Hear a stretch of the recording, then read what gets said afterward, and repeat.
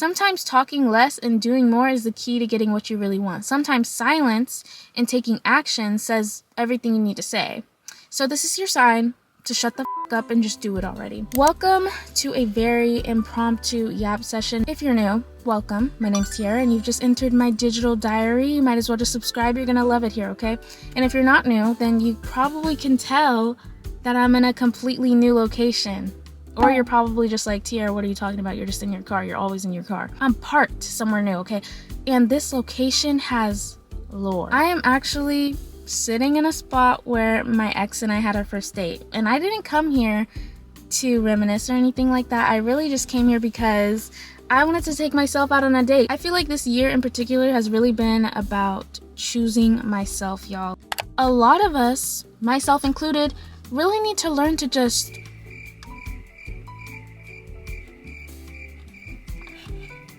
like, we need to learn to be quiet. Cinnamon roll.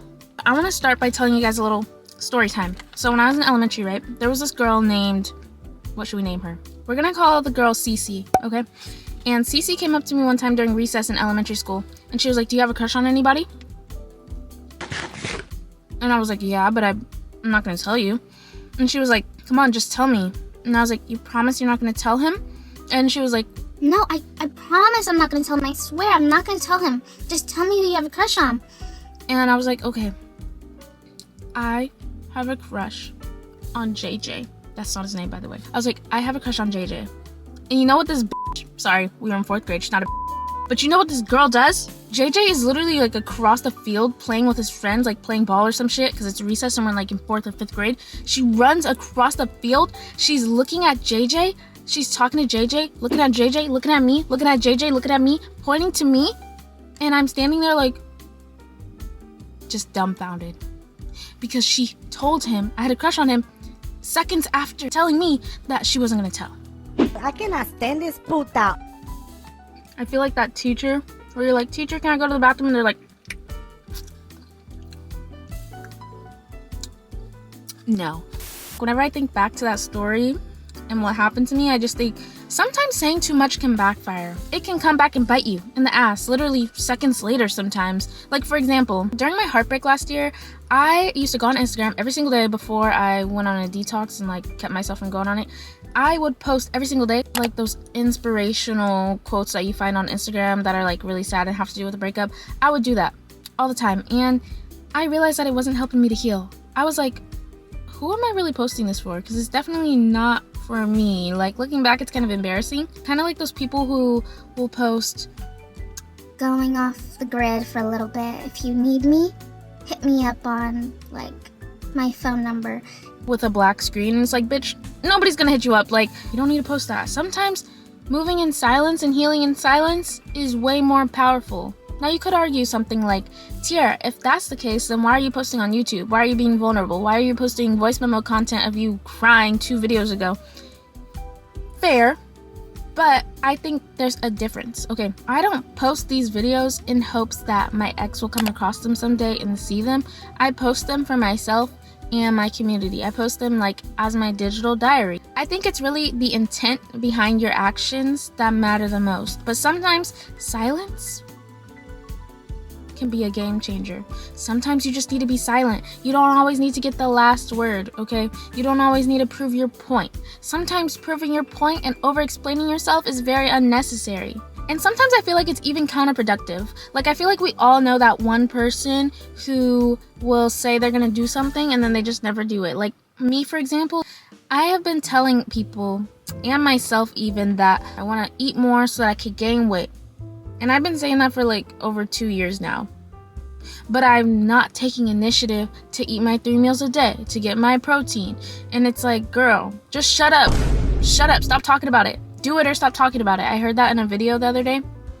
She was like, do it or stop talking about it. And I was like, oh, so you're talking about me. You're talking to me. And this is me talking to you. Do it or stop talking about it. Or you have that one friend that complains about their partner. They're like, oh, my boyfriend is so this and that. Oh, we just broke up. I'm never getting back with him. We're never getting back together. I'm so tired of him and his issues and his shit. But then like a week or 2 later, they're back together. And you're like, but I thought you were done though. And then it's kind of embarrassing for them because it's like, oh, we're back together. Girl, you could have just kept quiet because we all knew what you were gonna do. Or maybe you're that person that likes sending really long paragraphs in your text trying to explain yourself when sometimes sending a text isn't necessary. Sometimes you don't need to send a long text. For example, this is the last text that I sent to my ex, and you see that little arrow right there? Yeah, that's because it was so fucking long that this is not a notes app, okay? This is a text that I sent him. Why? Literally, why? Like, girl, you're doing too much. I really feel like people don't need to hear your plan. They need to see your results. I'm so often, like, relying on over-explaining myself because I'm just like, oh, I really want them to see my point. I really want them to see where I'm coming from. But, like, why? I feel like when we're trying to prove ourselves to people and, like, tell them what they're missing out on, like when we're ending relationships or when we're trying to prove that, like, we're worthy of something, I don't know. I feel like it's a lack of self-respect to over-explain yourself. What do you even need to prove? That you seek validation and your ego's hungry?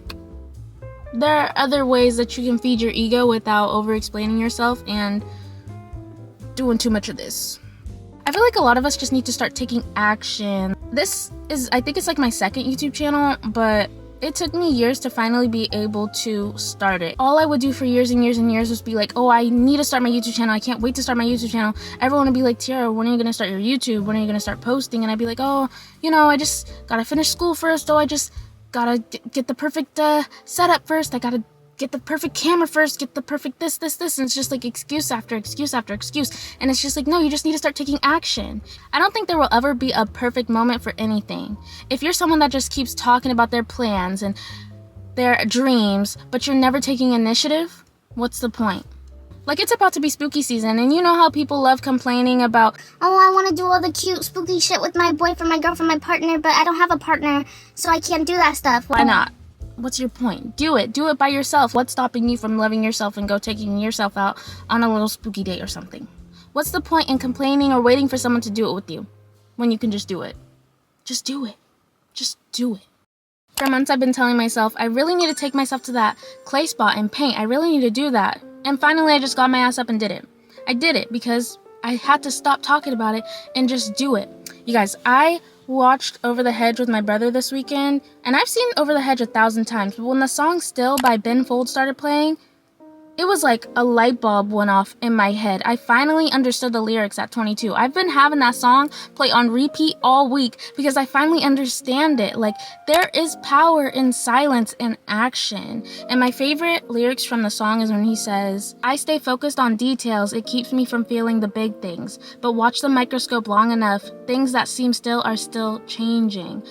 There is literal strength in silence and action. Even when it seems like things aren't changing, they always are. No matter how small or insignificant you think it is, it's still changing and it's still growth. So this is your sign to stop talking about it and just do it. Trust me, the results speak louder than anything you could ever say. If all you do is spend your time talking about it, you're gonna feel too drained to actually do it. You're not gonna feel motivated to start. You don't have to have it all figured out or be an expert. Just do it. Shut up and just do it.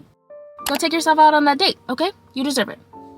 My SD card's about to die. It's about to be full. I'm so sorry. Thank you for watching. If you like this video, prove it by giving it a thumbs up. Bye!